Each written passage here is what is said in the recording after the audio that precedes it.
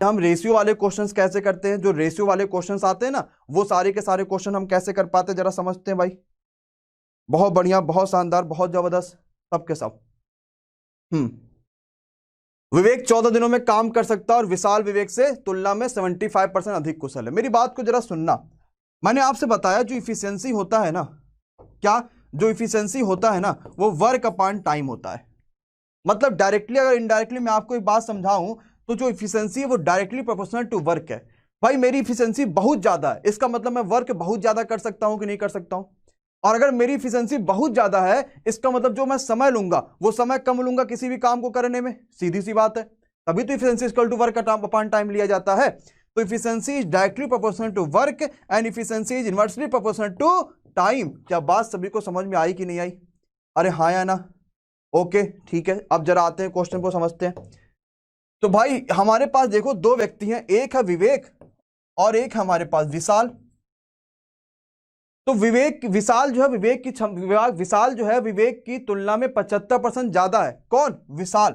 यानी अगर विवेक 100 होगा तो ये 175 होगा। 25 100 का 100 और 25 सत्ते 175। कहता है दो विवेक जो है 14 दिनों में काम पूरा करता है। भैया ये बताओ, अगर काम 14 दिन में पूरा करता है तो भैया विवेक की क्षमता तो 4 है। अगर काम 14 दिन में करता है, उसकी क्षमता 4 है, तो टोटल काम 14 गुणे 4। अरे पूछो कैसे?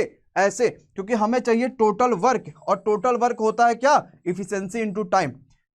तो अगर ये बोले कि सत्यम किसी काम को 20 दिन में कर पाता है, अब पूरा काम बताओ।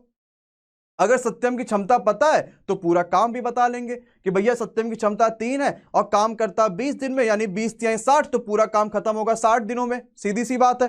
अब आ जाओ भाई जरा, तो पूरा काम हो गया 14 गुणे 4। विशाल अकेले कितने दिन में कर पाएगा? विशाल की क्षमता थी 7, 7 से काटोगे 7 दूनी 14, 4 दूनी 8। क्या बोलो, बात समझ में आई कि नहीं आई? आ रहा है? बिल्कुल जबरदस्त, बहुत बेहतरीन, सभी बच्चों का आंसर बिल्कुल आ रहा है। बहुत अच्छा लग रहा है कि सभी का आंसर आ जा रहा है। बहुत बढ़िया। Anil, Shiksha, Sharmishtha, Sunita and all of you, हर बच्चे का आंसर बिल्कुल आ रहा है। बिल्कुल जबरदस्त, बिल्कुल शानदार, बिल्कुल बेहतरीन, बिल्कुल बिल्कुल बिल्कुल बिल्कुल बिल्कुल, बहुत बढ़िया, सबके आंसर आ रहे हैं भाई। ठीक है, चलो ठीक। आप समझना मेरी बात को, मैं फिर से एक बार समझाता हूं आप सभी के लिए, क्योंकि ये क्वेश्चन रेलवे की परीक्षाओं में पूछा जरूर जाता है, समझिएगा। मैंने कहा विवेक और विशाल के बारे में बात कर रहा है। उसने कहा विशाल 75% ज्यादा है क्षमता में, किससे? विवेक से। यानी 4 और 7 का रेशियो आ जाएगा उनकी क्षमताओं के बीच में। और विवेक 14 दिन में काम करता है, विवेक की क्षमता है 4, तो पूरा काम हो जाएगा 14 गुणे 4।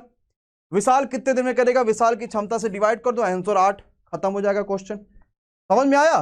ठीक है, इस फॉर्मूले का यूज करना, क्या? Efficiency equal to work upon time. हमें वर्क चाहिए, इफिशियंसी इनटू टाइम से मल्टीप्लाई कर दो। उसका टाइम चाहिए तो वर्क अपॉन इफिशियंसी से ले लो।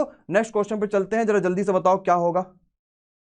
बहुत बढ़िया, बहुत जबरदस्त, बहुत शानदार। बताइए भाई क्या होगा इस क्वेश्चन का सही आंसर। बहुत अच्छा क्वेश्चन है, बहुत शानदार सा क्वेश्चन है। ठीक है भाई, thank you thank you thank you everyone. A B से दोगुनी क्षमता से कार्य करता है, बी सी से दोगुनी क्षमता से कार्य करता है। ए और बी 16 दिन में करते हैं, तो बताओ सी कितने दिन में करेगा? कितना आसान क्वेश्चन है, सिर्फ आपको इक्वेशन बनाना है। अगर आपने इक्वेशन बना लिया तो चुटकी में क्वेश्चन आप सॉल्व कर लोगे। हाँ, क्या ए बी और सी है? ऐसे क्वेश्चन को जब 3-4 व्यक्ति के बीच में कोई हमारे पास रेशियो दिया हो कि भैया वो उससे डबल है, वो उससे डबल है, वो उससे डबल है, वो उससे डबल है, तो काम को पीछे से शुरू कर दो।